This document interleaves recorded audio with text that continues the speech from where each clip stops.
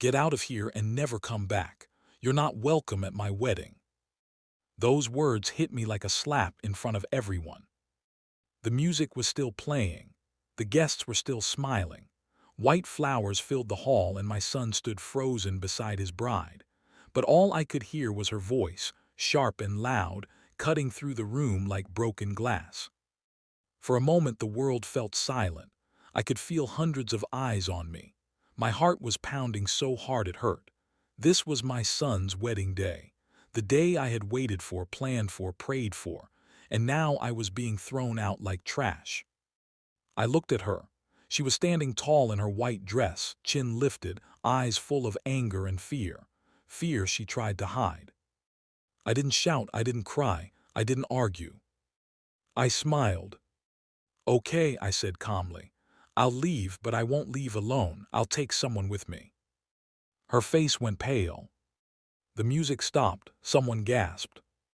Then she saw who stepped forward. And when she understood what was happening, she screamed. A long, loud scream that echoed through the wedding hall and changed everything. Because the person walking toward me held the truth she had tried so hard to bury. And that truth was about to destroy her perfect day. But to understand how we got here, you need to know how this story really began. It started years earlier, long before the wedding, long before the insults, and long before my son stopped listening to me. My name is Daniel Harper. I am a simple man. I worked most of my life as a mechanic. My hands are rough, my back hurts, and I don't talk fancy. But I raised my son with love, honesty, and hard work. My son's name is Ethan. Ethan was my pride. From the day he was born, I promised his mother before she passed away that I would protect him and guide him the best I could. I worked long hours, fixed old cars, skipped meals, and wore the same jacket for years so he could have school books, shoes, and a chance at a better life. Ethan was smart, kind, quiet. He trusted people easily, too easily. When he told me he was in love, I was happy for him. I truly was. Her name was Vanessa. At first, she seemed polite. She smiled when she met me. She called me sir and thanked me for raising such a good son, but something about her never felt right. She watched more than she spoke. She asked questions that felt strange, like how much I earned, whether the house was fully paid for, and who was listed on certain documents. I told myself I was being unfair. I told myself I was just an old man afraid of change. So I stayed quiet. As Ethan and Vanessa grew closer, Ethan began to change. He stopped visiting as often. He stopped asking for advice. When I called, sometimes he didn't answer. When I asked questions, he said I worried too much. Vanessa didn't like me. That became clear very fast. She rolled her eyes when I spoke. She corrected me in front of others. She made jokes about how old-fashioned I was. Once when I asked about their wedding plans, she smiled sweetly and said, "Don't worry, Daniel. We've got everything under control. You've done enough." Done enough. That sentence stayed in my mind. Then came the paperwork. One afternoon, Ethan showed up at my house with a folder. He looked nervous. His hands shook. "Dad," he said, "Vanessa says it would be easier if we organize things now, just in case. You know, future stuff." He wanted me to sign documents, papers about property, about guardianship, about finances. I read every word slowly. Something wasn't right. The papers would give Vanessa control over things that didn't belong to her, things that were meant for Ethan, things his mother and I had worked for. I refused. Ethan got upset. Vanessa got angry. She told me I didn't trust her. She said I was trying to control my son. She said I was selfish. That was the first time she told Ethan I was a problem. After that, I noticed things going missing. Letters, old photos, files. Once I found my cabinet unlocked when I knew I had locked it. Then one evening, a woman knocked on my door. Her name was Lily. She was young, nervous, and scared. She told me she used to work for Vanessa. She had been her assistant before the wedding planning began. She's not who you think she is, Lily whispered, and she's using your son. Lily told me everything. Vanessa had debts, big ones. She had been involved in shady deals, fake investments, and lies. She planned to marry Ethan, gain legal access through marriage, and slowly take control of assets connected to him, and indirectly to me. The papers Ethan asked me to sign were only the beginning. Lily said Vanessa planned to push me out completely.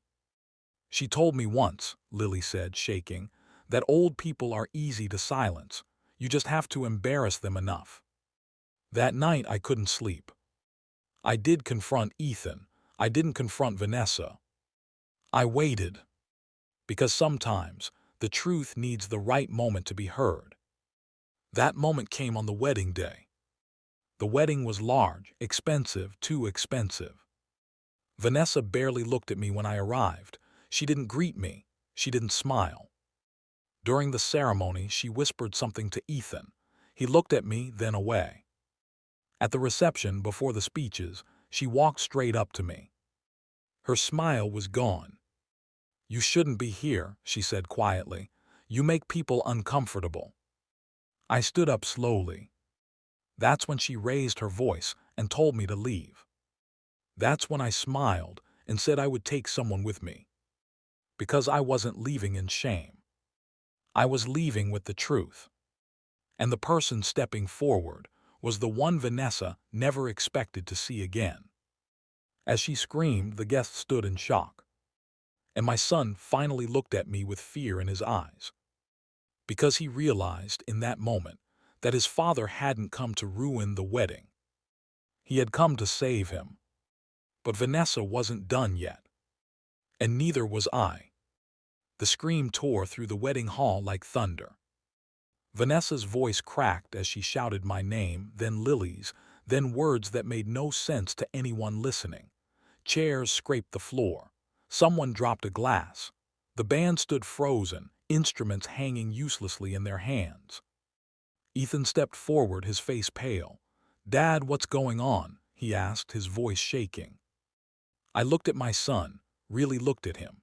His eyes were full of confusion, fear, and hurt. This was not how a father wants his child to look on a wedding day, but this was the moment I could no longer protect him with silence. "Ethan," I said calmly, "we need to talk, and so does everyone else." Vanessa rushed toward Lily, grabbing her arm. "You shouldn't be here," she hissed. "I told you to stay away." Lily pulled free and stood beside me. She was trembling, but she did not move away. "I won't be quiet anymore," Lily said. Her voice was soft but clear. "Not today." The guests began to whisper. Phones came out. Eyes darted between us. Vanessa turned to the crowd, forcing a laugh that sounded fake and sharp. "This is ridiculous," she said loudly. "This woman is lying. She's obsessed. My future father-in-law is trying to ruin my wedding because he doesn't like me." She pointed at me. "He's always hated me." That hurt more than I expected. Not because it was true, but because so many people might believe it. I raised my hand gently. "I never hated you," I said. "I feared for my son, and today I will explain why." Vanessa shook her head violently. "No, no speeches. Get them out," she shouted at the wedding staff. But no one moved. The room was too quiet now. People wanted answers. Ethan turned to Vanessa. "Why does she know you?" he asked, looking at Lily. "Why is she here?" Vanessa swallowed hard. For the first time, she looked small. "She's nothing," Vanessa snapped. "She worked for me for a short time. She stole from me. She's trying to get revenge."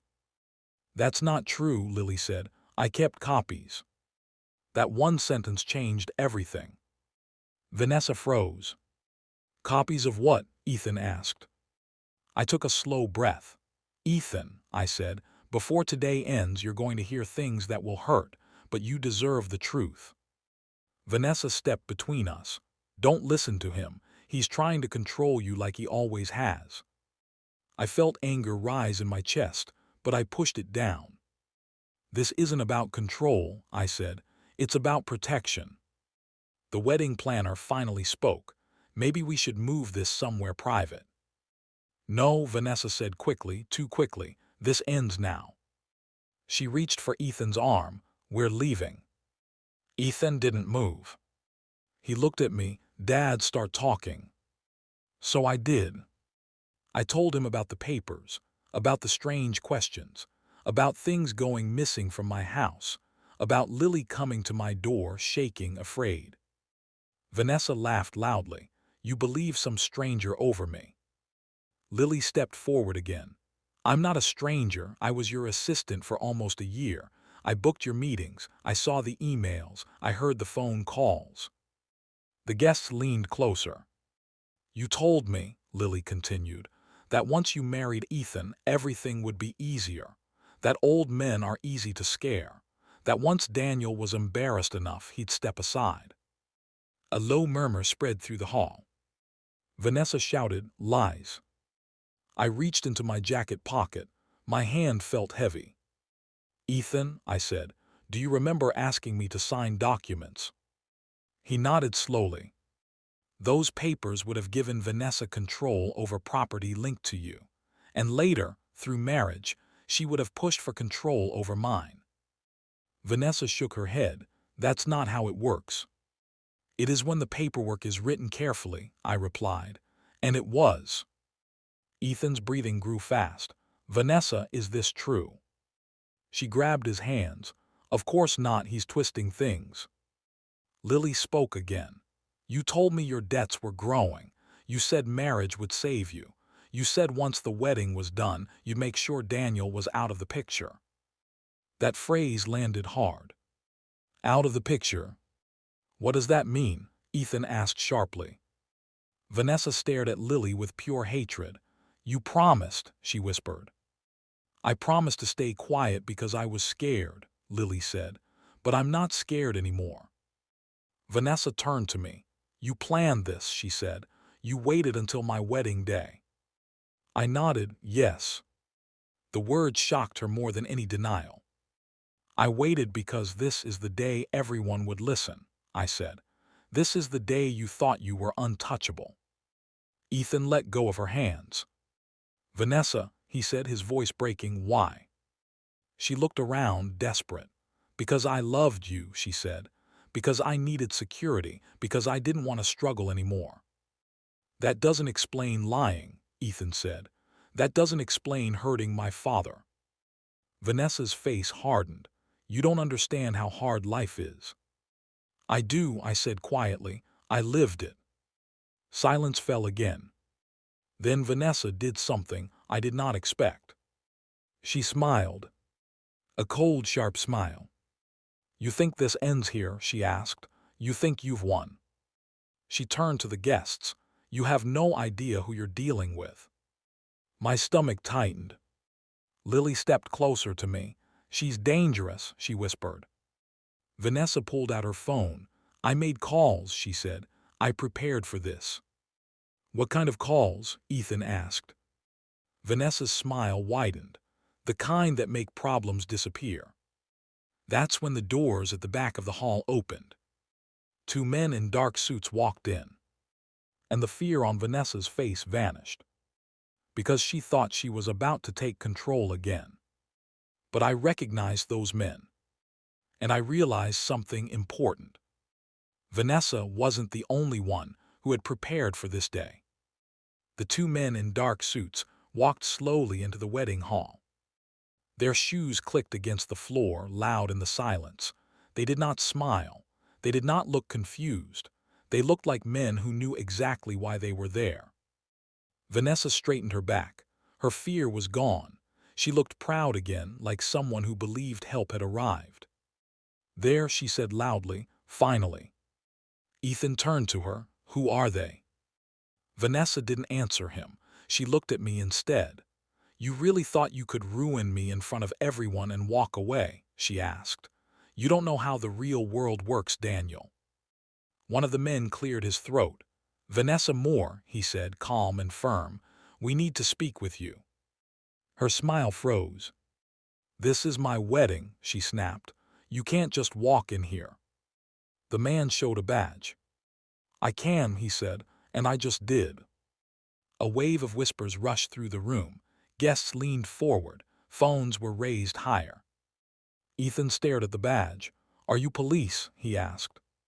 The man nodded. "Financial Crimes Division." Vanessa laughed nervously. "This is a mistake. Someone must have lied." I finally stepped forward. "No mistake," I said. "I made the call." Vanessa's head snapped toward me. "You what?" "I said I prepared too," I replied. "I didn't just bring Lily, I brought evidence." Ethan turned fully toward me. "Dad, what did you do?" "I did what I should have done earlier," I said. "I stopped being quiet." I explained slowly, clearly, so everyone could understand. After Lily came to me weeks earlier, I didn't rush. I didn't confront Vanessa. I didn't warn Ethan right away. I knew that if I did, Vanessa would run, lie, or destroy proof. Instead, I listened. Lily gave me copies of emails, messages where Vanessa talked about debts, fake companies, and plans to use marriage to clean her money. There were recordings of phone calls where she spoke about pushing me aside, about making me look unstable so no one would believe me. I took those things to a lawyer, a good one.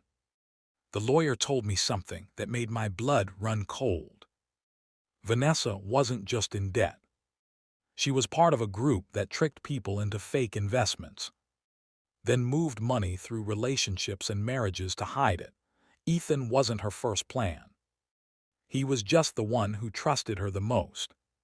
"So you used my wedding," Vanessa said through clenched teeth, "to set a trap." "Yes," I said, "because this was the only place you wouldn't run from." The officer stepped closer to her. "Vanessa Moore, we have reason to believe you were planning to commit fraud through marriage today." "That's ridiculous," she said, her voice rising. "I love him." Ethan's eyes were full of tears now. "Was any of it real?" he asked. "Anything at all?"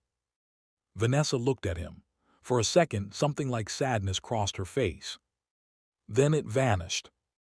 "Love doesn't pay bills," she said coldly. "Love doesn't fix mistakes."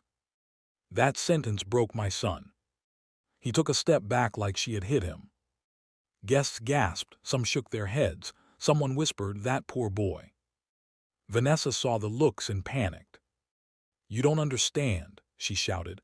"I grew up with nothing. I promised myself I would never be powerless again." "So you chose to hurt people instead," I said. She pointed at me. "You're the reason he hesitated. You poisoned him against me." "No," I said. "Your lies did that." The officers asked her to put her phone down. She refused. "I made calls," she said again. "You can't just arrest me." One officer spoke calmly. "We're not arresting you yet. We're investigating, but we are asking you to come with us." Vanessa's eyes darted around the room. That's when she did something dangerous. She grabbed Ethan's arm tightly. "You're coming with me," she said. "They can't do anything if you're on my side." Ethan pulled away. "Don't touch me." She squeezed harder. "I did all this for us." "For you," Ethan shouted. "You did this for you." The officer stepped between them. "Let him go," he ordered. Vanessa finally released Ethan's arm. For a moment, it looked like everything was over. But Vanessa wasn't finished. She turned to the guests, her voice shaking with anger and desperation. "You think he's a hero," she shouted, pointing at me. "Ask him why he waited. Ask him why he didn't warn his son sooner." That hit Ethan like a second blow. He turned to me slowly. "Dad, why didn't you tell me?" The room fell silent again. This was the question I feared most. I swallowed hard. "Because I was afraid," I said honestly. "Afraid you wouldn't believe me. Afraid she would twist it and pull you farther away. Afraid I would lose you." Ethan wiped his face. "You almost did." "I know," I whispered. Vanessa smiled cruelly. "See, he doesn't trust you. He kept secrets too." I stepped closer to my son. I should have trusted you sooner, I said. That's my mistake, and I will live with it. Ethan nodded slowly. I needed to hear the truth, even if it hurts. Vanessa screamed in frustration. You're choosing him. I'm choosing myself, Ethan replied. The officers moved closer to Vanessa again. That's when Lily spoke up one last time. There's more, she said. She planned to disappear after the wedding. New name, new account, new country. Vanessa spun around. You promised you destroyed those files. I lied, Lily said quietly, just like you taught me. Vanessa lunged toward Lily. Everything happened fast. Guests screamed. Chairs fell. The officers grabbed Vanessa's arms as she fought and shouted. You think this ends me, she yelled. You think this is justice. She looked straight at me. This isn't over, she hissed. They dragged her toward the doors.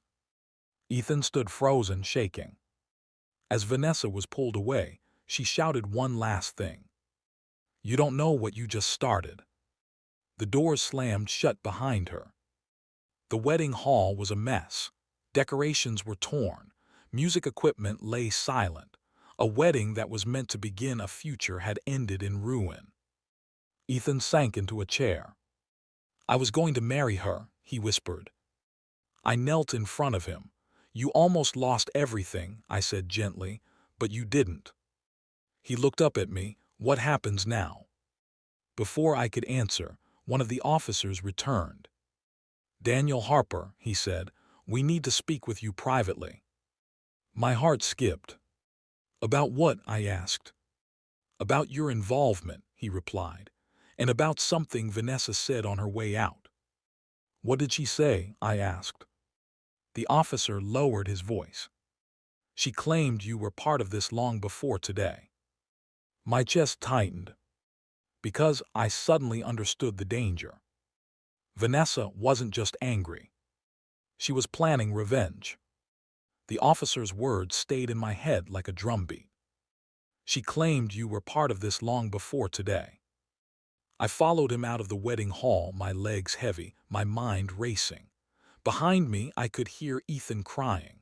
I wanted to turn back, to hold my son, to tell him everything would be okay. But I knew this moment mattered too.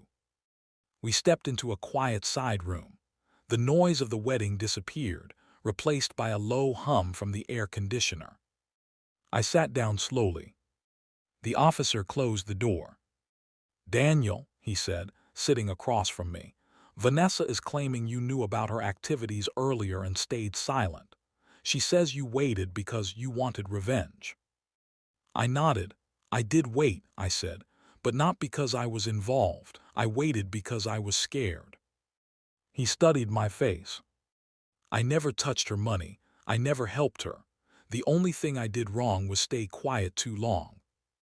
The officer sighed. Silence can look like guilt. I know, I replied. He asked me to explain everything again, slowly, from the first strange question Vanessa asked, to the missing files, to Lily knocking on my door, to the lawyer, to the call I made to the financial crimes unit. I explained why I chose the wedding day. This was the one place she wouldn't run, I said, and the one place my son would finally see the truth. The officer nodded. That matches what we know. I felt some of the weight lift from my chest. Then he leaned forward. But there's another problem. My stomach dropped. Vanessa wasn't working alone, he said. The people she worked with don't like exposure, and now they know your name. A cold chill ran down my spine. You're saying I'm in danger, I said. Yes, he replied honestly, and so is your son. The room felt smaller. I don't care about myself, I said. Just protect Ethan. We will, the officer said. But you need to be careful. Vanessa is angry, and angry people make bad choices. He stood up. For now, you're free to go, but don't leave town, and call us if anything strange happens. I nodded and walked back into the hall. Ethan was sitting alone. The guests were gone. The decorations were being taken down in silence. He looked up when he saw me. They asked me questions too, he said quietly. About you, about her. I sat beside him. I should have told you sooner, I said again. I'm sorry. He took a long breath. I keep thinking about all the signs I ignored. That's how trust works, I said. It blinds us sometimes. He stared at the floor. Was any part of her real? I don't know, I answered honestly. But her actions were real, and they would have destroyed you. Ethan nodded slowly. We left the hall together that night. No music, no celebration, just the sound of our footsteps and the weight of what had almost happened. For a few days, things were quiet. Too quiet. Ethan stayed at my house. We talked late into the night. We cried. We remembered his mother. We reminded each other that family was still here. Then the phone calls started. Unknown numbers, heavy breathing, hang-ups. One night my car wouldn't start. The wires had been cut. Another day, Ethan received a message from a private account. You should have married her. That message made my blood run cold. I called the officer immediately. This is what we feared, he said. They're trying to scare you. One evening, as the sun went down, there was a knock at the door. I opened it slowly. It was Lily. She looked exhausted, pale, afraid. They found me, she whispered. They know I testified. I pulled her inside and locked the door. They said if I don't disappear, she said, shaking, something bad will happen to your son. Ethan stood up. This is my fault, he said. I brought her into our lives. No, I said firmly, this is not on you. But inside, fear was growing. That night, I barely slept. Around 2 a.m., my phone buzzed. A message from an unknown number. You won today, you won't win tomorrow. I stared at the screen, my hands trembling. Then another message came through. A photo. It was of Ethan, taken earlier that day. He was being watched. I woke him up immediately. We need to leave, I said. Where? He asked, panic in his voice. Somewhere safe, I replied. As we rushed to pack, headlights flashed outside my house. A car slowed down, then stopped. Someone stepped out. I looked through the window and felt my heart pound.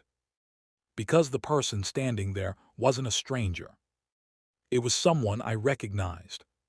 Someone who shouldn't have been involved at all. And in that moment, I realized Vanessa's reach was deeper than I ever imagined. The person standing outside my house was my brother. His name is Mark. For a moment, I couldn't move. My mind refused to accept what my eyes were seeing. Mark had been part of my life forever. We grew up together. We shared a room as boys. He stood beside me when my wife was buried. He was Uncle Mark to Ethan. And now he was standing outside my house at 2 in the morning, connected to the fear that had followed us since the wedding. I opened the door slowly. Daniel, Mark said, raising his hands, please don't panic. I'm not here to hurt you. Ethan stepped beside me. Why are you here? He asked, now like this. Mark looked tired, old, guilty. I need to explain, he said, and I should have done it a long time ago. I let him in, but I didn't trust him yet. Lily stayed close to the wall. Ethan stood near me. Mark sat down and rubbed his face. I met Vanessa 2 years ago, he said. She came to me first, not Ethan. My chest tightened. She knew I was struggling, Mark continued. Bad investments, gambling debts, I was desperate. She offered me a way out. Ethan's voice shook. What kind of way? She said if I helped her learn about your family, about Daniel's habits, documents, assets, she could clean her money and help me disappear from my debts. The room felt like it was spinning. So you watched us, I said quietly. You reported back to her. Mark nodded, tears forming in his eyes. At first it was small, questions, information. Then it got bigger. She wanted you pushed out. She wanted you embarrassed so you wouldn't fight back. That's why she hated me so openly, I said. She wanted me to react. Yes, Mark whispered. Ethan clenched his fists. You helped her hurt us. I did, Mark said, crying now, and I hated myself every day for it. I stood up slowly. Then why are you here now? I asked. Because when she was taken away, Mark said, she panicked. She called everyone. She told them to scare you, to scare Ethan. But I couldn't do it anymore. He looked at Ethan. I couldn't hurt you. Lily stepped forward. The messages, she asked. The photos. Not me, Mark said quickly. That was the others, the group she worked with. Then why are you really here? I asked again. Mark took a deep breath. Because I recorded everything, every call, every instruction, every plan. Silence filled the room. I knew one day I'd need protection, he said, so I kept proof. My heart pounded. Where is it? Right here, he said, holding up a small flash drive. And copies are already sent to the authorities. I felt my knees weaken. You turned on her, Ethan said. I chose family, Mark replied. The next morning, we went straight to the police. Mark gave them everything. Names, dates, accounts, plans, even messages where Vanessa talked about using the wedding as the final step. With that evidence, the case became clear. Vanessa was arrested formally within days. Her accounts were frozen. Her partners were tracked down. The threats stopped. The messages ended. The cars stopped following us. It was over. Ethan took time away from work. He stayed with me. We rebuilt trust slowly, carefully. One evening, sitting on the porch, he finally spoke. Dad, he said, why did you smile when she told you to leave? I thought about that moment. Because I knew I wasn't powerless anymore, I said, and neither were you.